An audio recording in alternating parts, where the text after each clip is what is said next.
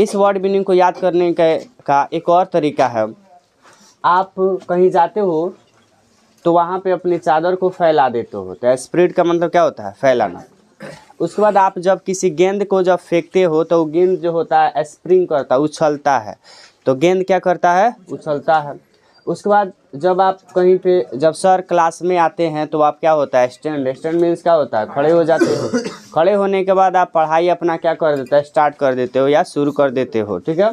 जब शुरू कर देते हो उसके बाद पढ़ लेते हो, उसके बाद आप घर पे जाते हो तो ठहरते हो। स्टे का मतलब क्या होता है, ठहरना।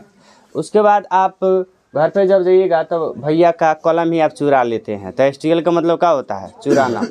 उसके बाद आप किसी तस्वीर को क्या कर देते हो, कहीं दीवार पर स्टिक कर देते हो, चिपका देते हो या कहीं चिपक जाते हो, ऐसे हो जाता है। स्ट्रिंग का आपके घर में जब बिच्छू जब रहेगा तो आप क्या कर देते हो, बिच्छू आपको स्ट्रिंग करेगा, डंक मारता है, ठीक है।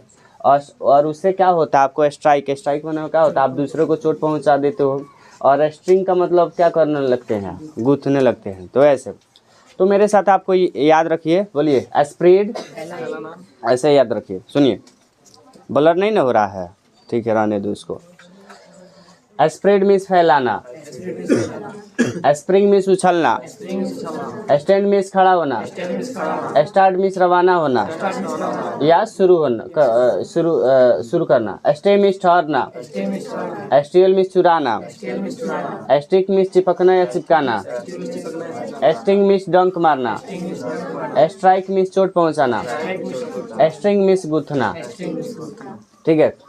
तो इसका V2 V3 अब फिर एक बार और हम लोग देखते हैं, बोलिए spread, spread, spread, spring, spring, sprung, stand, stood, stood, start, started, started, stay, stayed, stayed, steal, stole, stolen, stick, stuck, stuck, sting, stung, stung, strike, struck, struck, string, strung, strong.